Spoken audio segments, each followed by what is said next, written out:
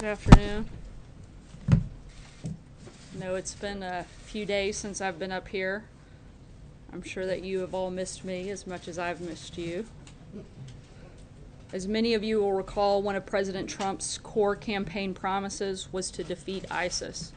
With the stunning fall of Mosul in June, and now with ISIS nearly eradicated from Raqqa, it is clear that ISIS's so-called caliphate is crumbling across Iraq and Syria. This imminent victory by the global coalition and our brave service members comes at a high cost, particularly to the Syrian Democratic Forces, who suffered many casualties as they fought to liberate their own country from the oppression of ISIS. Instead of caring for the urgent humanitarian needs of Raqqa's residents, ISIS utilized the money it stockpiled to finance terrorist attacks across the world, including against many Muslims. As coalition and our partner forces closed in around them, ISIS used civilians as human shields and killed those who attempted to flee. ISIS' barbaric acts have left many scars across the region, and we remain committed to supporting stabilization efforts and local security forces in liberated areas through a political transition in Syria. Unfortunately, the Syrian regime and its supporters hindered the efforts to liberate Raqqa. Instead of focusing on fighting ISIS, the pro-regime forces attacked our partners and attempted to block them from liberating the Syrian people from the brutality of ISIS. While we know ISIS and its destructive ideology will remain a threat, the liberation of Raqqa will mark the beginning of a new phase in the Syrian conflict. As we and our partners take away the ability of ISIS to plot and carry out attacks from territory they control, we will continue to seek the de-escalation of violence in other battlefields across Syria. Looking ahead to tomorrow, we will be welcoming Governor Rossello of Puerto Rico to the White House to talk about the ongoing recovery and rebuilding efforts. We will continue working hand in hand with local leaders in all areas of our country that have been impacted by several natural disasters in recent months. And as President Trump has repeatedly said, we stand with our fellow citizens. We're here to help and get them back on their feet. And with that, I will take your questions. Quiet. John. Sarah, the president said earlier today that he would not allow insurance companies to pad their pockets with money from the federal government. The White House has some concerns about the Alexander Murray bill. Can you articulate what those concerns are? Look, we've said all along that we want something that doesn't just bail out the insurance companies, but actually provides relief for all Americans. And this bill doesn't address that fact. So we want to make sure that that's taken care of. We think that this is a good step in the right direction. This president certainly supports Republicans and Democrats coming to work together, but it's not a full approach, and we need something to go a little bit further to get on board. Can you articulate specifically what the White House is concerned about? Some of the things there's something about outreach dollars and making sure that the money doesn't go to insurance. Some of the things that the president has stated before, he wants to lower premiums, he wants to provide greater flexibility, he wants to drive competition, he likes the idea of block grants to states. Those are a lot of the ideas that he'd like to see in a health care plan. Thanks, Sarah. Let's go to the president's tweet this morning, if we can. What proof does President Trump have when he says Congresswoman Wilson is not telling the truth? Are there recordings of his phone call with Myeshia Johnson? No, but there were several people in the room from the administration that were on the call, including the Chief of Staff, General John Kelly. The president also said that he has called every family of someone who's died. Is that true? The president's made contact with all of the families that have been presented to him through the White House Military Office. There have been families that have since come forward to the Associated Press. Their names are in these reports, who say they've not actually heard from this White House in any capacity. All of the individuals that the president has been presented with through the proper protocol have been contacted through that process. Jeff. Sarah, just to follow up on the healthcare question, is it correct then to say that President Trump does not support this deal in its current form? Correct. And I think he stated that pretty clearly today. And then just as a follow-up on another issue, he had a conversation today with Governor Reynolds of Iowa. Can you tell us a little bit about what they discussed, and did he make any assurances about the renewable fuel standard during that discussion? They didn't make any assurances on that specific issue. It was discussed, and they're going to continue to look at that process, but no definitive decision was made on RFS on today's call, but it was discussed. Justin. Today, Secretary of Mnuchin was talking about the tax framework, and he said it was, quote, very hard not to give tax cuts to the wealthy as part of a framework that cuts rates across the board. It seems like an acknowledgement of the realities of math and sort of the independent analysis of the president's tax plan, but as recently as a month ago, the president said that this plan would not benefit the wealthy. That's not the focus of the tax plan. The focus, as we've said time and time again, the focus and the priority of the framework that the White House has laid out is to benefit the middle class, and that's You would agree what the with priority Secretary is. Mnuchin then That there while may the- be some people that receive tax cuts that are also in the wealthy bracket, yes, but the fact is the priority again remains that middle class Americans are the ones that are most impacted, and that's where the priority and the focus lies. Sarah, what is the criteria that the White House Military Office uses for presenting names of families to the president after there have been casualties in combat? So there's a process that is a standard protocol. Once a person is killed in action, the first steps, the process begins with a DOD casualty assistance officer making next of kin notifications. After that, they create a package that's sent to the White House Military Office. That package is then reconfirmed. All of the details and the contents of the package have to be confirmed by the White House Military Office. Once that process is completed, the president or other members of the administration can engage in contact. Just to follow up on that, so are you saying that if the president hasn't contacted the family members of every service member who's been a casualty since he came to office, it's because of the protocols of that office? That's my understanding. If you're there's a putting the- specific case, I'd have to look into it, but as a whole, and generally speaking, that's my understanding. And just to follow up on this week, why did the president wait 12 days to speak publicly about the As I just said, I walked you Niger? through that process. So the DOD package that was sent to the White House arrived on Thursday of last week. The White House Military Office confirmed the contents of that package on Monday, and the letters had been drafted over the weekend. They were sent once that confirmation was completed, and calls were scheduled on Monday to be made on Tuesday. But I wasn't just asking about the family, just asking about why he didn't make public remarks. About contact. Is the president satisfied he has learned everything he wants to know about the situation itself in Niger? Pentagon sources have described it as what was interpreted to be initially as a low-risk mission.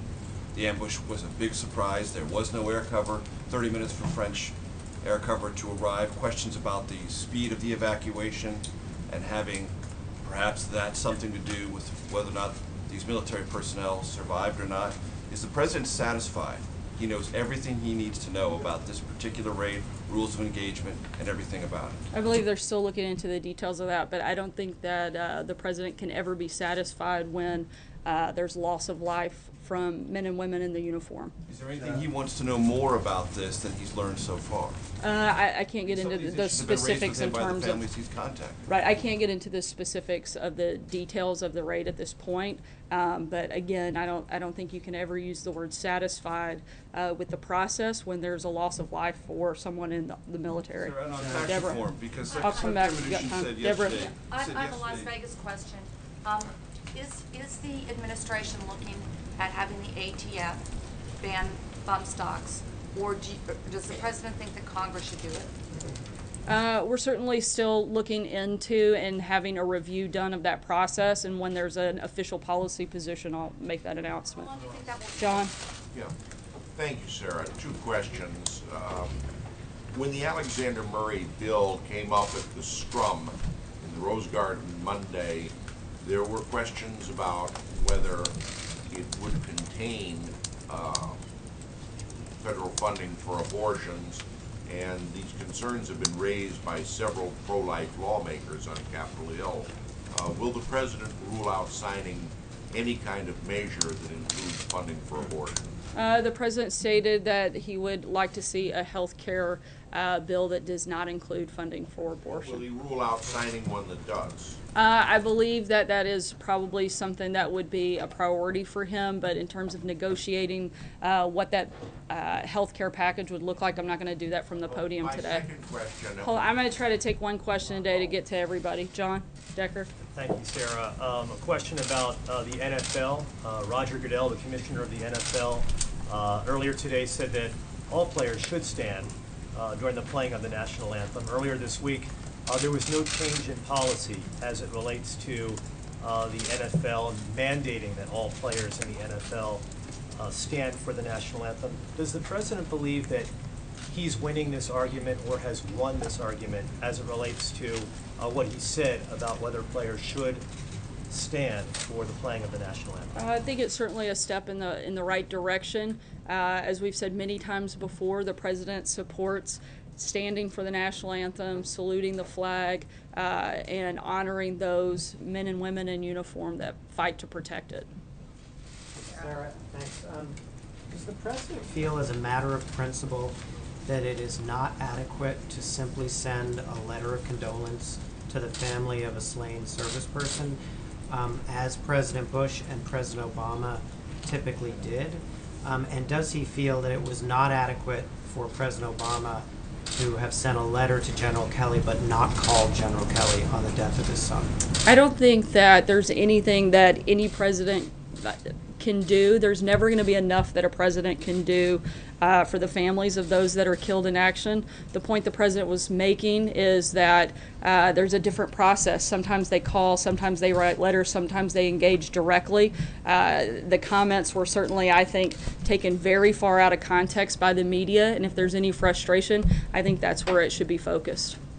Sarah. Like, let me ask you about something Steve Mnuchin had said, since you guys talk about the stock market a lot and the president does as well. He said, and I quote here, "There's no question in my mind that if we don't get it done," meaning tax reform, that you're going to see a reversal of significant amount of these gains, essentially saying if tax reform doesn't happen, there could be a major correction on the corner of Wall and Broad.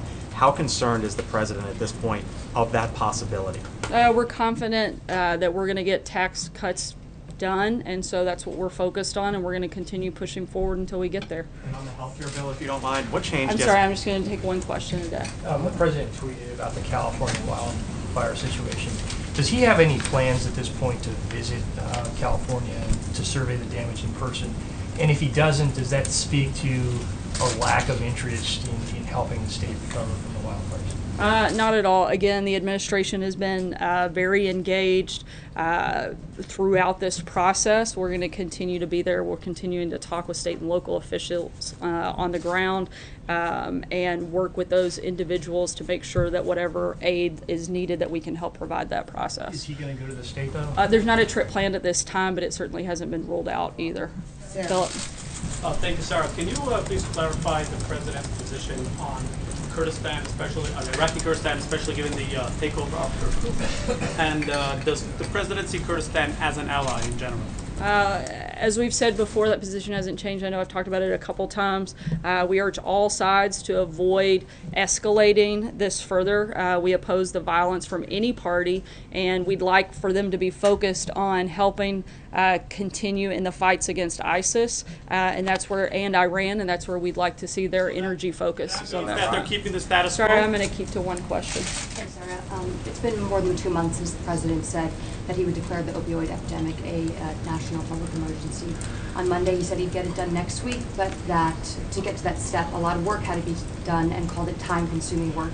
Can you explain why it's taking so long, detail some of what this time-consuming work is, and what players are involved in this process? There's a very in-depth legal process that goes with declaring a national emergency. We'll make further announcements on that next week, but there have been multiple people. It's an interagency process. A lot of different stakeholders have been involved, and we'll have further announcements on that next week, like the president said. Can you tell me whether or not, is there a... Sorry, I'm going to stick to the one question.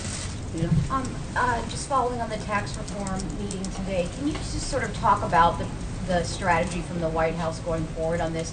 I know that Mark Short had told us before that Democrats were a must-have on this bill or on tax reform. Is that still where things are? I think it's pretty simple. The strategy is to get enough votes to pass tax cuts. Okay, so can you just elaborate a little bit on the getting Democrats on board? Look, we'd love to see them get on board. We don't know why any Democrat would want to be against providing tax relief and tax cuts specifically to middle-class America. I don't know why anybody wouldn't want to get on board with that. Hunter? Thank you, Sarah. It's been almost a month since Hurricane Maria hit Puerto Rico. Almost 80% of the island is without power, and about 1 million Americans, a third of the population there, still don't have reliable drinking water. Does the administration consider the current state of affairs in Puerto Rico acceptable? And when it comes to Puerto Rico, does the buck stop with President Trump? Look, we're continuing to do everything that we can to help the people of Puerto Rico. It's one of the reasons that the governor will be here at the White House tomorrow to continue those conversations, to talk about how best the federal government can help aid state and local governments and help in the rebuilding and recovery efforts. Eamon? Thank you, Sarah. On the Fed chair search, the president once said that he considers himself to be a low interest rate guy. Does he still consider himself to be a low interest rate guy, and will that have any bearing on who he selects to run the Fed? As the president said yesterday, he's interviewed a number of very qualified individuals, and he'll make that announcement in the coming days, and we can deliberate all of the details of that once that happens. I'm sorry? Days that do add up to weeks. So we'll see. Are you signaling anything there, Sarah? That's all I'm trying to get on the phone call real quick. What exactly is the president denying? Is he denying that he ever spoke these words to the widow that that he must have known what he signed up for, or is he just saying that she took it the wrong way and it was taken out of context? His words? The president's call, as accounted by multiple people in the room, believed that the president was completely respectful, very sympathetic, and expressed the condolences of himself and the rest of the country, and thanked the family for their service, commended them for having an American hero in their family, and I don't know how you could take that any other way. It wasn't that he didn't say those words, it was that the context. He felt that she put it in the wrong context. Is that it? I'm not going to get into the back and forth. I think that the sentiment of the president was very clear. He took the time to make a call to express his condolences, to thank the family for this individual's service. And I think it, frankly, is a disgrace of the media to try to portray an act of kindness like that and that gesture and to try to make it into something that it isn't. Peter. Sarah, did the president speak to his chief of staff, General John Kelly, before invoking his son's death and what has become a political argument? I know he's spoken to General Kelly multiple times yesterday and today. On this very topic, in other words, did General Kelly know he would be raising the issue of his son's memory when talking about I'm not sure the if outreach? I'm not sure if he knew of that specific comment, but they had certainly spoken about it, and he's aware, and they've spoken several times since So then. can you describe how General Kelly feels about it? Is he comfortable with the way his son's memory I think that General Kelly is disgusted by the way that this has been politicized, and that the focus has become on the process and not the fact that American lives were lost. I think he's disgusted and frustrated by that. And if he has any anger, it's towards that. Fred? Fred? Yeah, thanks, sir. The House a few weeks back passed the ban on pain-capable abortions. Where does the president has, or the OMB has said that the president would sign this legislation? Is the White House putting pressure on the Senate to pass the Lindsey Graham bill that would ban the 20 weeks? I'm sorry, what was the last part of the question? Is the White House putting pressure on the Senate to pass the Lindsey Graham 20-week ban? I know that there have been conversations about that, and the administration supports that policy, but beyond that, I don't know if there have been further conversations or pressure applied, but certainly support that effort. Sarah. April. Sarah, Congresswoman Wilson, I talked to her a couple of hours ago, and she says that this is the president's Benghazi. She says that that Jackson was, and the Green Berets were in Niger trying to find out information and doing a mission about Boko Haram. And she said that his transmitter was still emitting for 2 days, emitting a signal when he was located. And she says that makes no sense why he wasn't located. What say you about that? And also, what do you say about her comment that he did not know, and the wife, the widow, said that the president did not know his name? He kept saying, "Your God, your God." Just because the president said your guy, I don't think that means that he doesn't know his name. As the president stated, the hardest job he has is making calls like that.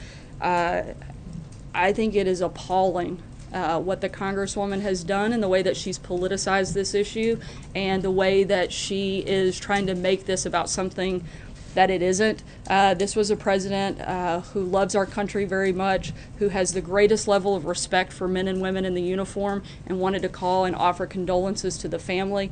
And I think to try to create something from that the Congresswoman is doing is frankly appalling and disgusting. About what she said about Boko Haram and Niger. What did you say about what she said about the mission and Ben comparing As I it said to Benghazi? Major before, I'm not going to get into the details of that action at this point. Was she right? As I said before, I'm not going to get into the details of that action at this time, and when we have further information, I'll be happy to discuss it with you. Thank you, Sarah. Pally? Thank you. I just want to, setting aside the Congresswoman, setting aside the discussion about the politicization of this, the woman who raised Sergeant Johnson spoke to the Washington Post and said she felt like her son had been disrespected. And again, I'm not asking about what Congresswoman Wilson had to say. I'm not asking about any of that. But given that somebody who has, as you rightly note, making these phone calls is probably one of the hardest things a commander-in-chief has to do.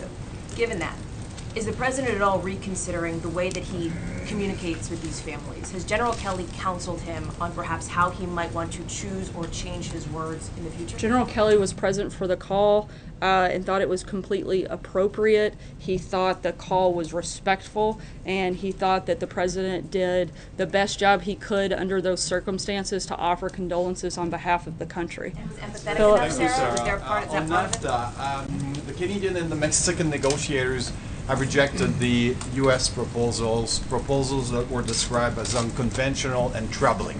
Is NAFTA dead? Not yet, but as the president said, it's a bad deal, and he wants to make sure that we have a deal that benefits American workers. That's what this administration is focused on. We're going to continue to push forward, and if we can't get there, then we'll let you know what the changes are. Francesca? Thank you, Sarah. In a tweet this morning, President Trump said that former FBI Director James Comey lied, leaked, and totally protected Hillary Clinton. He also asked, where is the Justice Department on this? What exactly does the president want the Justice Department to do? Is he calling for a prosecution of James Comey? What's he asking for here? Look, the White House hasn't and won't offer a legal opinion on Comey's conduct, but in fact, to the contrary, the White House has actually deferred, as it should, any and all legal questions regarding Director Comey to the Department of Justice. That's the appropriate venue for those things to be dealt with. What's he asking the Department of Justice to do, though, in his tweet this morning? That's what I'm asking. We refer any legal action to the Department of Justice. Anything on that front would be handled by them. Sarah? Sarah, normally when the president is upset about something, we hear from him pretty quickly about it, whether it's an issue with the senator, whether it's an issue with the NFL. So why did it take nearly 2 weeks for him to say something about this ISIS ambush? Not to reach out for the families necessarily, but even to offer public condolences or to explain to the American public what happened and how the deadliest combat mission involving American troops went so wrong. As I said before, there is a protocol for that, but there's also, we did make public remarks from the administration. I know I did in short order after that happened from the podium at the direction of the president, and I speak on his behalf, and I did that on behalf of the president and the administration.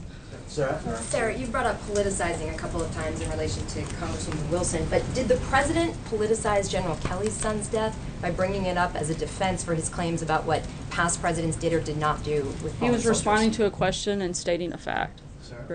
Just to clarify your earlier answer, you're not denying that in some point in the conversations the president used the words, "it's what he signed up for"? I spoke specifically to the sentiment that was offered by the president, and I didn't get into the details of our personal call because I don't find that to be that appropriate. Trey? Thank you, Sarah. You opened up at the top discussing the liberation of Raqqa. So my question for you is, how does the president envision future U.S. involvement in both Syria and Iraq post-ISIS? We want to continue to work with our coalition forces to completely destroy and defeat ISIS. Right now, that's the priority, and that's the focus, and that's what we're going to continue to be focused on at this time. Thank you guys so much for today, and see you tomorrow. Thank you, Sarah.